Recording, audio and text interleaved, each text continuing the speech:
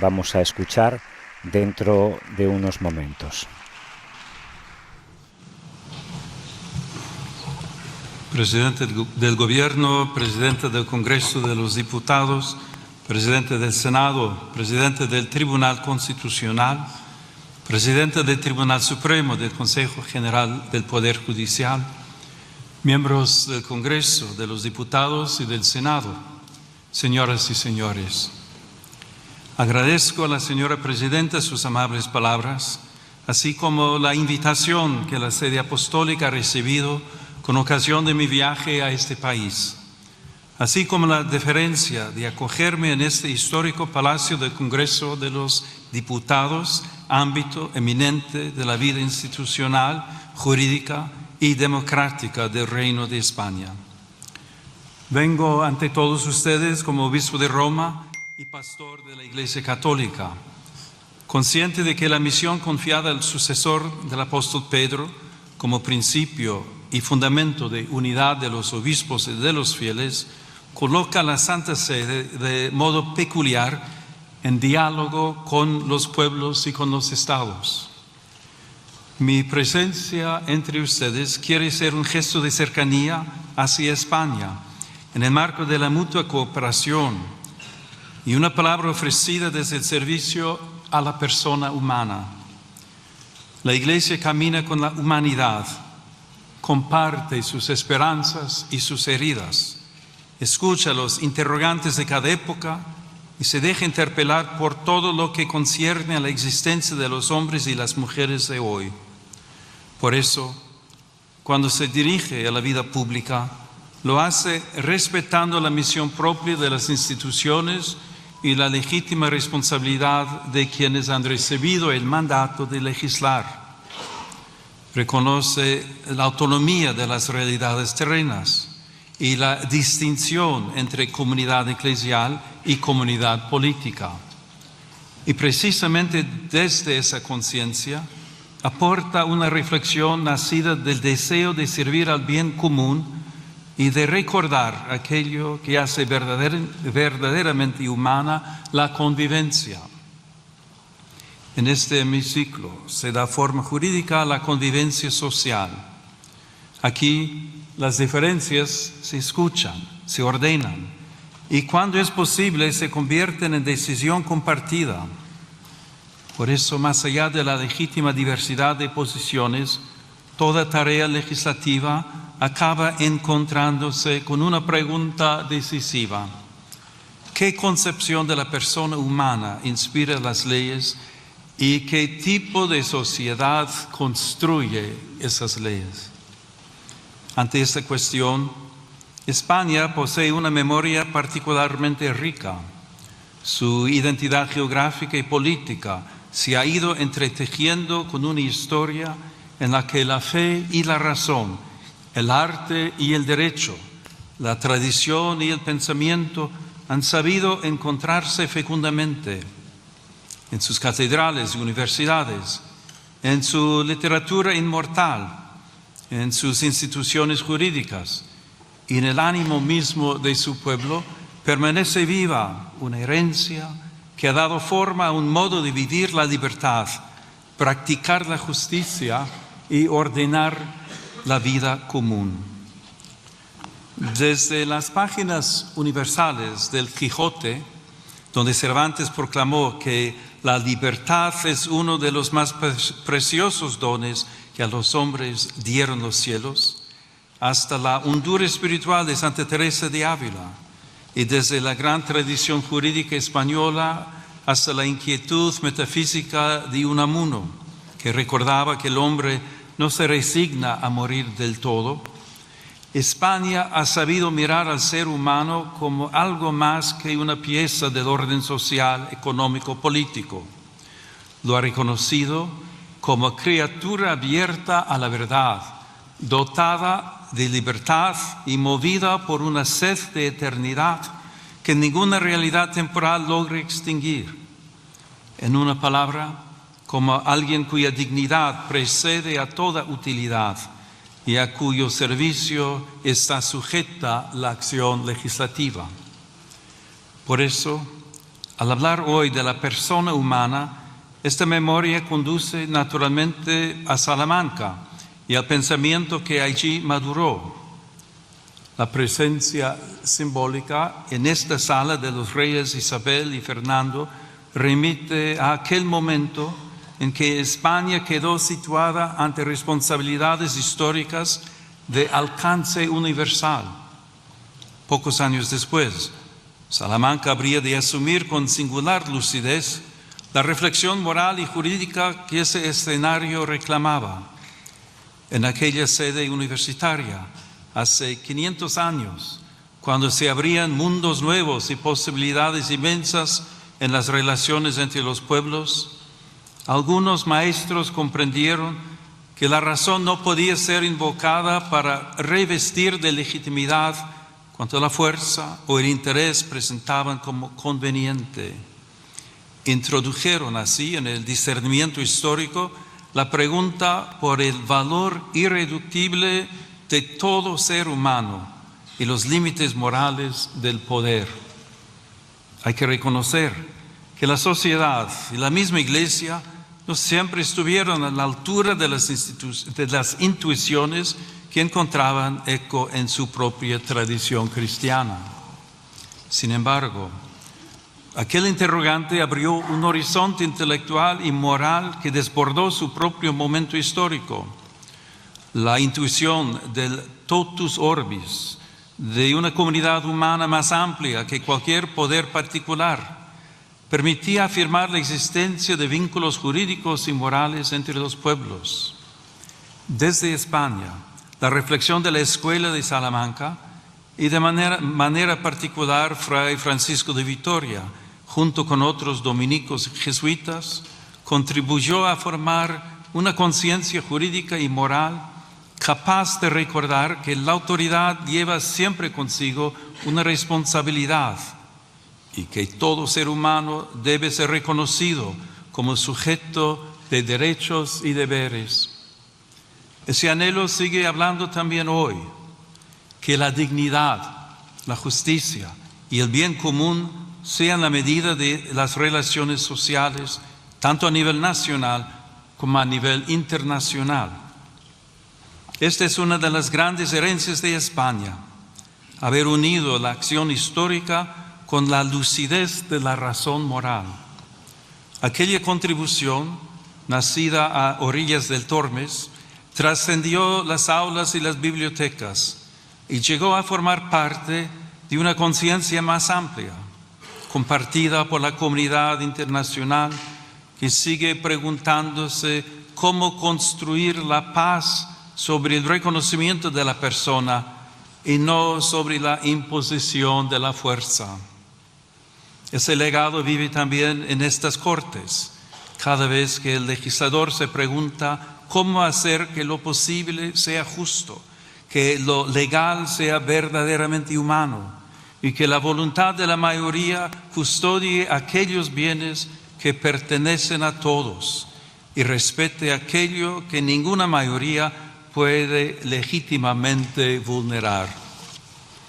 La pregunta salmantina sigue acompañando la tarea de quienes sirven a la vida pública. Hoy, los nuevos mundos que se abren ante nosotros ya no se dibujan en los mapas, se despliegan en la técnica, en la economía, en la biomedicina y en el universo digital, donde el poder humano alcanza ámbitos cada vez más delicados de la vida personal y social. El progreso ofrece posibilidades admirables y hoy lo vemos en modo singular en el desarrollo de la inteligencia artificial y las nuevas tecnologías. Como he recordado en mi reciente encíclica, la tecnología en sí misma no es neutral porque toma el rostro de quien la concibe, la financia, la regula y la utiliza. Por eso, ante las transformaciones de nuestro tiempo, nuestro discernimiento debe centrarse en qué lugar ocupa la persona humana en nuestras decisiones y cómo se plantean hoy de manera nueva la dignidad del trabajo, la solidaridad, la política social y el bien común. Vamos a escuchar dentro de unos momentos. Presidente del Gobierno, Presidente del Congreso de los Diputados, Presidente del Senado, Presidente del Tribunal Constitucional, Presidente del Tribunal Supremo del Consejo General del Poder Judicial, miembros del Congreso, de los Diputados y del Senado, señoras y señores.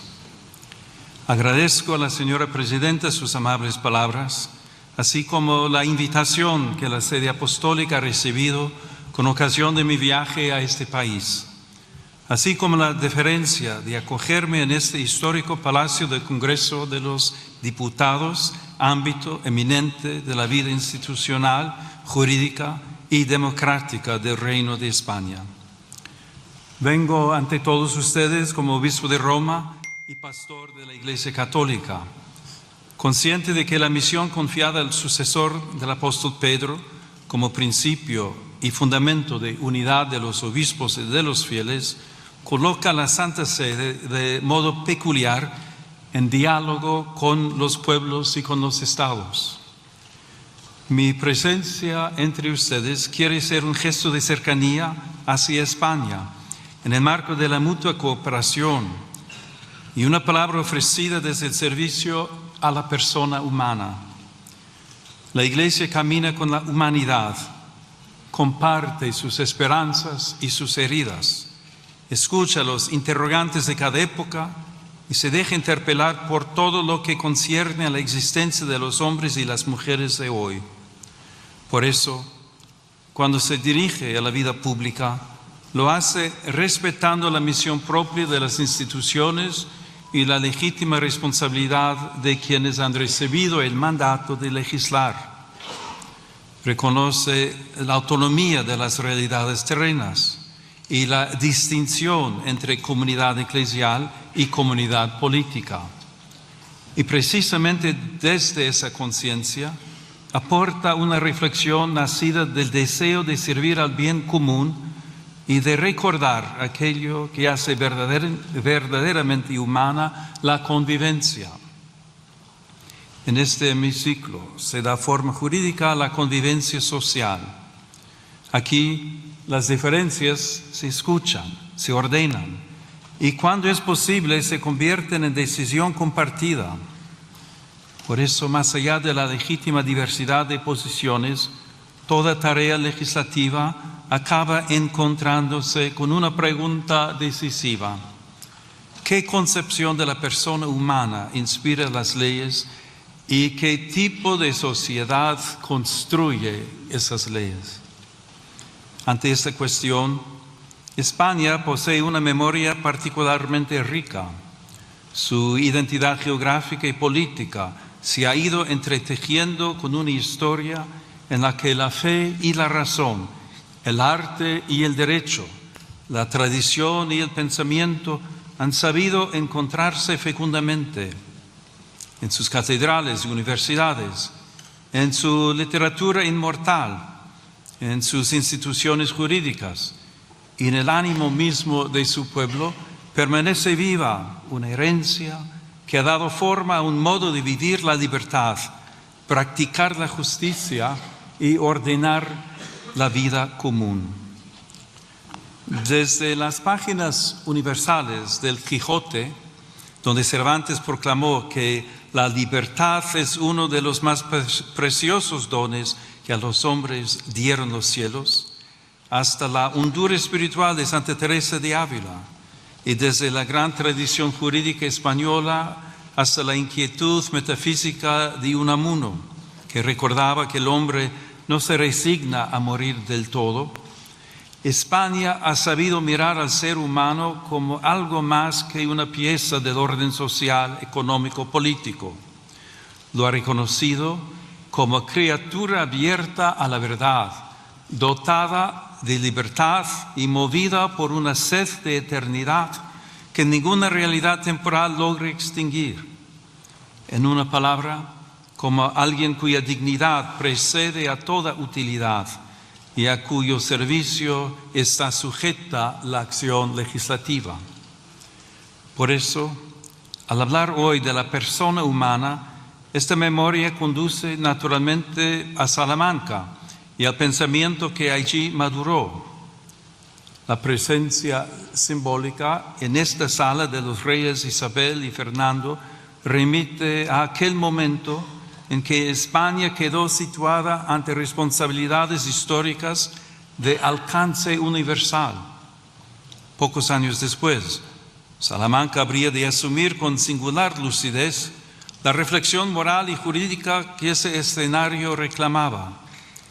En aquella sede universitaria, hace 500 años, cuando se abrían mundos nuevos y posibilidades inmensas en las relaciones entre los pueblos, algunos maestros comprendieron que la razón no podía ser invocada para revestir de legitimidad cuanto la fuerza o el interés presentaban como conveniente. Introdujeron así en el discernimiento histórico la pregunta por el valor irreductible de todo ser humano y los límites morales del poder. Hay que reconocer que la sociedad y la misma Iglesia no siempre estuvieron a la altura de las intuiciones que encontraban eco en su propia tradición cristiana. Sin embargo, aquel interrogante abrió un horizonte intelectual y moral que desbordó su propio momento histórico. La intuición del totus orbis, de una comunidad humana más amplia que cualquier poder particular, permitía afirmar la existencia de vínculos jurídicos y morales entre los pueblos. Desde España, la reflexión de la Escuela de Salamanca y de manera particular Fray Francisco de Vitoria, junto con otros dominicos jesuitas, contribuyó a formar una conciencia jurídica y moral capaz de recordar que la autoridad lleva siempre consigo una responsabilidad y que todo ser humano debe ser reconocido como sujeto de derechos y deberes. Ese anhelo sigue hablando también hoy, que la dignidad, la justicia y el bien común sean la medida de las relaciones sociales, tanto a nivel nacional como a nivel internacional. Esta es una de las grandes herencias de España, haber unido la acción histórica con la lucidez de la razón moral. Aquella contribución, nacida a orillas del Tormes, trascendió las aulas y las bibliotecas y llegó a formar parte de una conciencia más amplia, compartida por la comunidad internacional que sigue preguntándose cómo construir la paz sobre el reconocimiento de la persona y no sobre la imposición de la fuerza. Ese legado vive también en estas cortes, cada vez que el legislador se pregunta cómo hacer que lo posible sea justo, que lo legal sea verdaderamente humano y que la voluntad de la mayoría custodie aquellos bienes que pertenecen a todos y respete aquello que ninguna mayoría puede legítimamente vulnerar. La pregunta salmantina sigue acompañando la tarea de quienes sirven a la vida pública. Hoy, los nuevos mundos que se abren ante nosotros ya no se dibujan en los mapas, se despliegan en la técnica, en la economía, en la biomedicina y en el universo digital, donde el poder humano alcanza ámbitos cada vez más delicados de la vida personal y social. El progreso ofrece posibilidades admirables y hoy lo vemos en modo singular en el desarrollo de la inteligencia artificial y las nuevas tecnologías. Como he recordado en mi reciente encíclica, la tecnología en sí misma no es neutral porque toma el rostro de quien la concibe, la financia, la regula y la utiliza. Por eso, ante las transformaciones de nuestro tiempo, nuestro discernimiento debe centrarse en qué lugar ocupa la persona humana en nuestras decisiones y cómo se plantean hoy de manera nueva la dignidad del trabajo, la solidaridad, la política social y el bien común podrán edificar una paz auténtica y duradera. Por eso, preocupa que en diversos lugares del mundo y también en Europa vuelva a presentarse el rearme como respuesta casi inevitable ante la fragilidad del escenario internacional. La verdadera seguridad, en cambio, nace de la justicia, del diálogo paciente, del respeto al derecho internacional y de una política capaz de poner la vida de los pueblos por encima de los intereses que se benefician de la guerra. También el desarrollo de las nuevas tecnologías y de la inteligencia artificial en el ámbito militar exige una vigilancia ética rigurosa para que las decisiones sobre la vida y la muerte nunca sean descargadas sobre automatismos ni sustraídas a la responsabilidad moral de la persona humana. La comunidad internacional está llamada a redescubrir el valor indispensable del diálogo como camino paciente hacia acuerdos justos y duraderos, fundados en el respeto a los tratados, en la transparencia de la acción diplomática y en la voluntad sincera de anteponer la paz al recurso a la fuerza. De ahí nacen la confianza y la esperanza. Como recuerda el lema de la Unión Europea, in varietate concordia, la unidad verdadera no uniforma, sino que cohesiona en la diversidad, haciendo de las culturas, sensibilidades y tradiciones una ocasión de enriquecimiento mutuo. Asimismo, dentro de las propias sociedades es urgente construir una cultura de la reciprocidad. La pluralidad política no debería degenerar en descalificación permanente del adversario. En una convivencia madura, incluso el conflicto puede convertirse en camino hacia la paz cuando las diferencias se dejan mitigar por la escucha y se ordenan al reconocimiento de las necesidades, los anhelos y las capacidades de todos. Pero la paz no es solamente una realidad política o institucional. Nace también en la conciencia, allí donde el rencor, la indiferencia y el odio ceden espacio a la reconciliación. Por eso se instaura y se protege también a través del lenguaje. Las palabras pueden abrir caminos o cerrarlos, pueden iluminar la realidad o deformarla hasta hacer imposible el encuentro. Quienes ejercen una responsabilidad pública tienen por eso una especial obligación de custodiar la palabra para desarmar el lenguaje. La firmeza no exige desprecio, la discrepancia no conlleva humillación. De este respeto al otro nace también el deber de custodiar el espacio donde maduran sus convicciones, su conciencia y su relación con Dios. La atención a ese ámbito interior permite comprender mejor una cuestión decisiva para toda sociedad verdaderamente democrática: la libertad de pensamiento, de conciencia y de religión, derecho fundamental que tutele el ámbito más íntimo de las personas. La libertad sobre la que se edifica el Estado contemporáneo, si es auténtica, reconoce la dimensión religiosa del ser humano, la respeta y la tutela jurídicamente, y evita que alguien tenga que renunciar a contribuir a la sociedad en la que vive por causa de su fe. Sin confundir el plano jurídico con el moral, conviene recordar también que la libertad necesita una comprensión plena de sí misma. Ser libre no significa únicamente estar libre de coacciones o disponer de muchas posibilidades de elección. Significa poder reconocer el bien y adherirse a él responsablemente. Por eso, toda sociedad efectivamente libre requiere también una justa delimitación del poder público, de modo que la libertad de las personas de las comunidades y de las asociaciones no sea indebidamente restringida. Desde esta perspectiva, la legítima autonomía del orden temporal jamás debe interpretarse como hostilidad hacia el fenómeno religioso.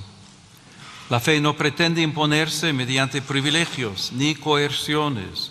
Sin embargo, tampoco puede ser relegada al silencio como si fuese irrelevante para la vida pública. En este contexto, el sigilo sacramental de la confesión reviste una importancia especial para la Iglesia Católica. Se inserta en el ámbito más amplio de la libertad religiosa, que garantiza a las comunidades creyentes un espacio propio de vida, organización y disciplina interna. Tutelarlo jurídicamente, como sucede de modo análogo en algunas profesiones, significa preservar un espacio sagrado de libertad interior, donde el creyente puede abrir su alma ante Dios sin temor a presiones externas, como reconocen también las normas internacionales. Señoras y señores, permitan que me detenga un instante en algunas imágenes que adornan esta cámara. En este salón de sesiones, la luz natural entra por el lucernario que corona la sala. Esa luz que viene de lo alto puede recordar que también la política necesita reconocer una medida que la precede y la supera.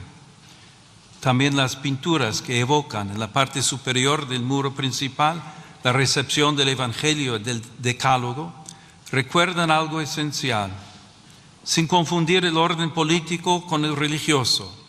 Esos signos invitan a reconocer que la libertad moderna ha sido preparada también por una larga educación de la conciencia, profundamente marcada por la tradición cristiana.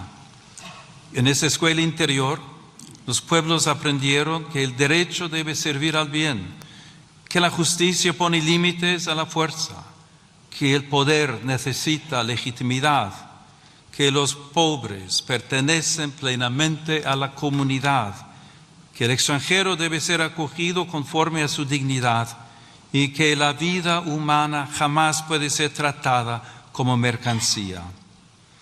Una ley no alcanza su verdadera grandeza por el mero hecho de haber sido formalmente aprobada.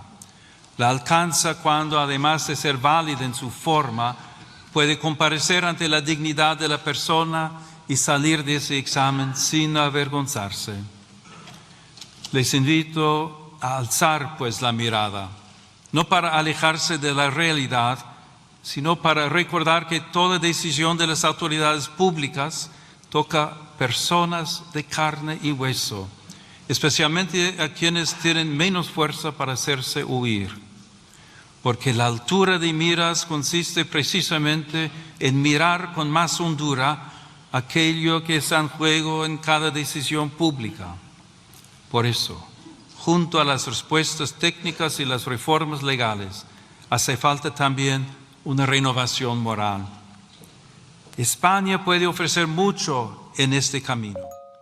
Cuenta con una lengua que une continentes, una tradición cultural, jurídica y espiritual que ha sabido poner en diálogo fe y razón, derecho y conciencia, unidad y pluralidad. Esta experiencia histórica recuerda también el valor de la concordia y del esfuerzo paciente por construir una convivencia pacífica y justa. Que esta noble nación jamás pierda la memoria de sus raíces ni la audacia de mirar al futuro. Que España continúe siendo tierra de encuentro, de cultura, de solidaridad y de esperanza. Y que su vida pública sepa unir siempre la firmeza de las convicciones con la nobleza del diálogo y la grandeza del servicio. Que Dios conceda paz a todas las naciones de la tierra, concordia a las familias y serenidad a las conciencias. Y que sobre el reino de España, marcado por la huella apostólica de Santiago y por la presencia maternal de la Virgen del Pilar, desciendan días de prosperidad, justicia y paz duradera. Muchas gracias.